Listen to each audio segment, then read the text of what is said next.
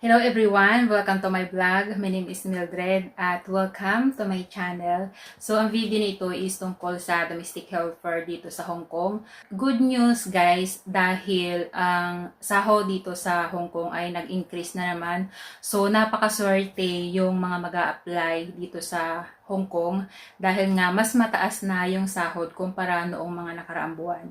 Okay, so sa mga gustong malaman kung magkano yung itinaas ng sahod dito sa Hong Kong, tumaas siya ng 110 Hong Kong dollars. Kasi dati, nung pumirma ako ng kontrata which is 4 months ago, ang minimum wage ng domestic helper dito sa Hong Kong ay 4,990 Hong Kong dollars. So sa pesos, yun ay 35,000 plus. So ngayon guys, sa mga bago mag-a-apply ay 5,100 Hong Kong dollars na.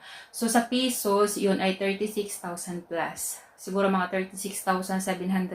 Basta 36 plus. Depende sa palitan, magiging 37 kung mas mataas yung palitan. Ayan. Okay?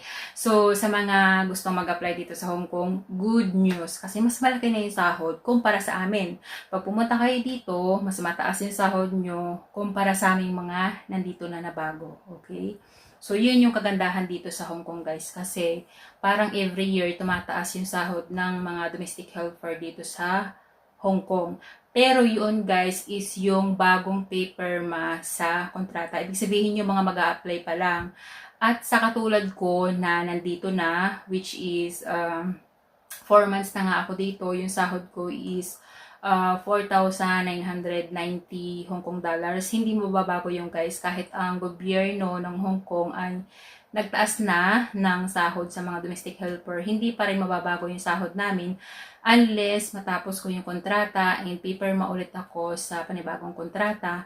Yun na, mas mataas, magiging katulad na dinong sa inyo yung sahod namin. Kunwari, nag-renew ako ng kontrata, magiging 5,100 Hong Kong dollars na rin yung sahod ko kasi yun yung minimum wage dito sa Hong Kong. Sobrang swerte nung mga mag-a-apply ngayon dahil nga mas mataas na yung sahod. Meron dito guys na yung naabutan nilang minimum wage is 4,970 Hong Kong dollars. Meron pa rin na ganun yung sumasahod kasi nga yearly tumataas yung kanilang pasahod dito sa Hong Kong.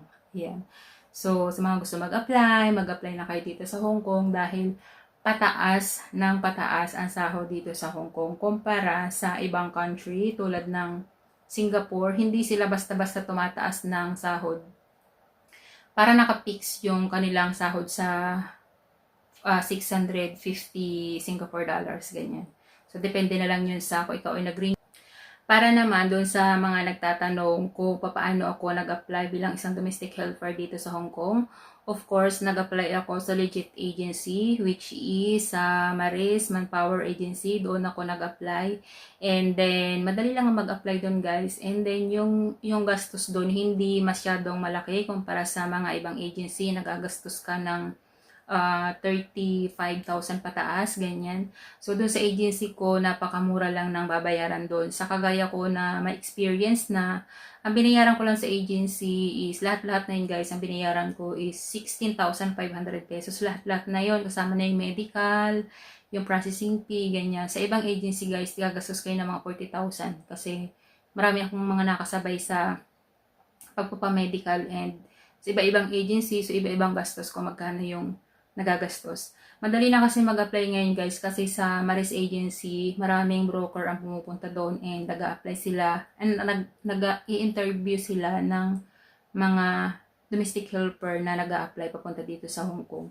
Tapos may nag-comment doon sa video ko na kung mababait daw ba ang mga amo dito sa Hong Kong. Ang sagot ko naman is depende pa rin sa amo ang kung may matatagpuan ka na mabait at hindi mabait. Nakadepende yan guys.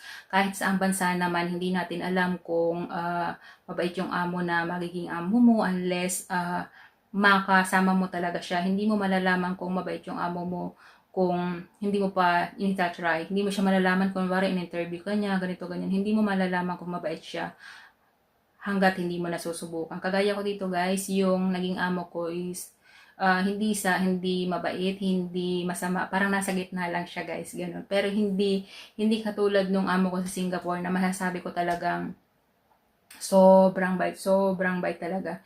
Hindi ko masasabing ganun, iba siya guys, kasi basta ibang-iba yung naging amo ko dito sa Hong Kong kumpara sa Singapore, ayan. Pero pasalamat pa rin naman ako dahil meron ako sariling kwarto and then enough yung tulog ko kumpara sa iba na hindi pinalad sa mga amo na walang privacy, tapos hindi enough yung kanilang tulog kasi nga overwork. Meron dito guys na inaabot yung working hours kasi guys dito is 12 to 16 hours. Minsan lumalampas pa 20 hours, ganyan. So, yung mga mag-a-apply dito, be ready kayo sa mga ganun. Pero may choice naman tayo na kapag dating dito at overwork na kayo and hindi nyo kaya, pwede naman tayong sumuko kung yung katawan na natin ang sumusuko. Pwede naman tayong magpalit ng amo or break contract. Yun, basta be prepared kayo and then yung working hours dito is talagang mahaba. And then, maging ready din kayo sa minsan yung food natin is hindi enough. So, kapag pupunta kayo dito, be ready talaga mentally and money prepared kasi merong time na hindi kumpleto yung ating pagkain. So, kailangan natin bumili ng sarili nating pagkain para hindi tayo magutom. Katulad ko na magugutom ako talaga kung hindi ko didiskartehan yung pagkain ko. Kung hindi ako bibili ng pagkain ko, magugutom ako guys. Kasi may mga amo na ganun, wala silang pakialam kung magutom ka ba or what. Yun lang masasabi ko guys, be prepared kayo kasi may mga amo na ganun.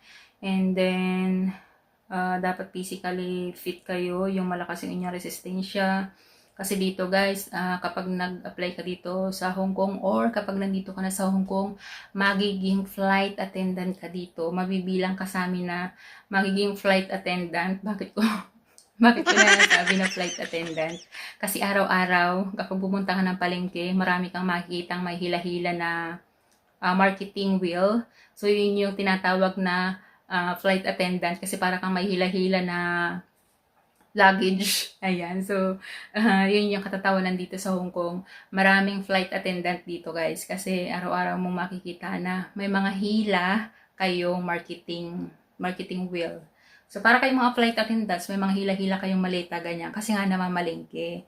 So, talagang lahat ng mga katulong dito ay namamalengke talaga, guys. And, hindi biro yung mga lakaran dito, guys. Kung kayo hindi sanay sa lakaran, wag na kayong tumuloy dito kasi wala ditong tricycle, wala ditong jeep na pwede kayong magsakay. Pwede kayong maglakad ng siguro mga 10 to 20 minutes ng paglalakad kasi yung mga palengke dito sobrang lalayo ng mga sakayan. Ganyan, yung mga sakay na papuntang bus. Sobrang hirap. Maraming salamat sa panonood at sana nabigyan ko kayo ng idea kung paano mag-apply dito and kung ano yung magiging trabaho nyo pag nandito na kayo. Bye!